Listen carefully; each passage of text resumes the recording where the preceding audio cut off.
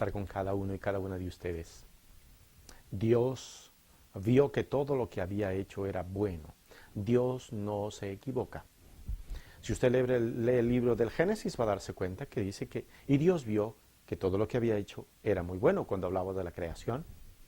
Y ojalá que no le pase como aquella persona que decían, yo no puedo creer que Dios sea tan perfecto, que es más, que no hay nada se ha equivocado, por lo menos en algo pequeñito. Y se ponía a pensar un montón de cosas. Y que Dios todo lo sepa. Y decía, pero en algo tiene que haberse equivocado Dios. Y dice que un día, para pensar bien en qué se podía haber equivocado, Dios se fue al campo. Se sentó bajo la sombra de un árbol de mango y empezó a sentarse y a analizar y a pensar en qué se podía haber equivocado Dios. Levantó la mirada, observaba el árbol inmenso de mango y observaba unos mangos más o menos del tamaño de la mano. Y él pensaba y dice, aquí está. Yo creo que aquí se equivocó Dios, porque yo considero que los frutos deben ser proporcionales al tamaño del árbol. En cambio, dice, bajó la mirada y observó en la tierra unas tiritas de una plantita, a quien se llama sandía, que en inglés es watermelon. Oh, y en cambio es una tirita tan delgadita y tiene unos frutos tan grandes como son las sandías.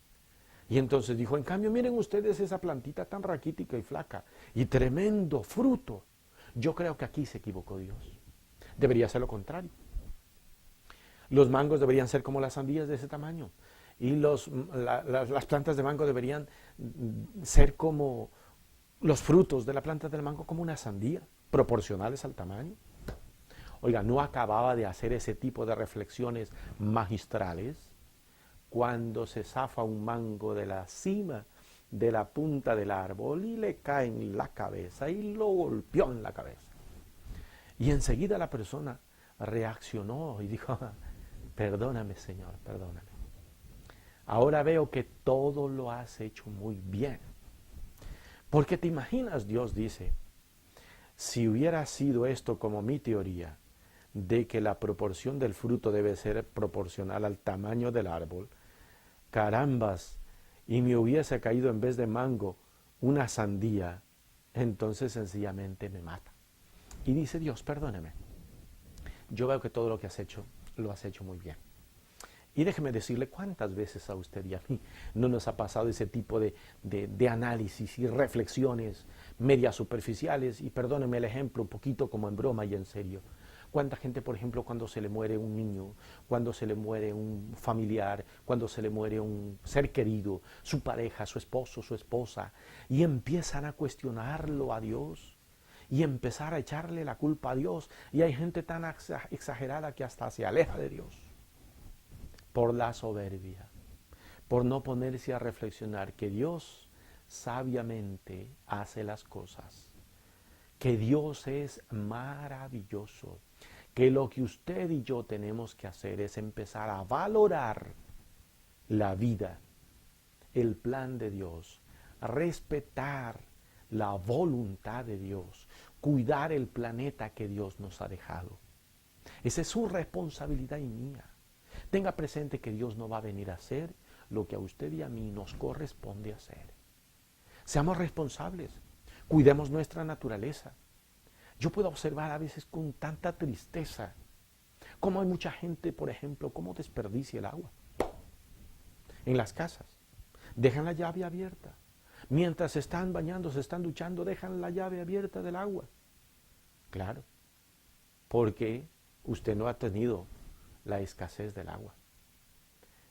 Ya quisiera verlo a usted, que no tenga un mes entero donde conseguir agua para ver si no está arrepentido de estar desperdiciando el agua.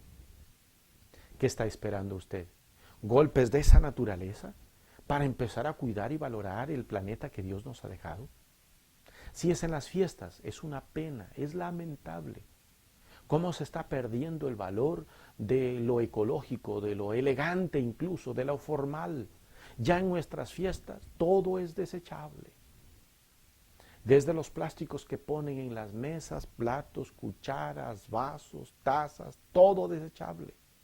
Y todo por la pereza de limpiar. Al final de la fiesta lo único que hacen es levantar los manteles y todas esas bolsas llenas de plástico a la basura. Y tienen que pasar más de 120 años para que se desintegren todos esos plásticos. Y después dicen amar a sus hijos, amar a sus nietos, amar a las generaciones. Y están alarmados y asustados. Uy, el mundo de hoy, la contaminación, qué horror nunca se ha visto. Se horrorizan de eso y le están dejando un mundo peor que el que encontraron, peor que el que encontraron. ¿De qué le sirve reflexionar y horrorizarse si tiene una insensatez y una inmadurez para cuidar el ecosistema, para cuidar el medio ambiente? ¿No le parece a usted, querido amigo y querida amiga, que es importante detenernos un poquito y empezar a ser más conscientes de las necesidades de los demás y de cuidar de nuestra propia vida? Hay muchísima gente que dice, ay no, pero es que es horroroso estar llenándose las manos de grasa y lavando. Y yo digo, pero ¿quién habla? Si ahora ni siquiera usted lava. Ahora lo que tiene que hacer es meter los platos, vasos y vajillas en un instrumento que se llama lavadora y ahí está, ella se encarga de hacer todo. Lo único que tiene que hacer usted es sacarlo y colocarlo en los diferentes anaqueles. Lógicamente que me imagino, más de uno va a decir, Padre Agila, pero no todo el mundo tiene lavadora en su casa. Sí, efectivamente, pero los que no tienen lavadora no significa que por eso tienen derecho a contaminar el ambiente. A veces mientras está lavando los trastes o los platos, tiene usted la oportunidad para poder estar conversando con su mamá, con sus hermanos, e involucrar a todos los hijos en esa tarea, en esa responsabilidad. Que el día lunes le toca lavar los trastes al papá, el martes a la mamá, el miércoles a la hija, el jueves al hijo, ¿no? El viernes a la tía o al tío que vive con usted. ¿No le parece que ese tipo de acciones tendríamos que empezar a fomentarlas usted y yo? Piense, Dios vio que todo lo que había hecho era bueno. Por lo tanto, usted, querido amigo y querida amiga, haga el favor de no contaminar, de no adulterar y de no destruir lo que Dios había hecho bueno. Que Dios me lo bendiga.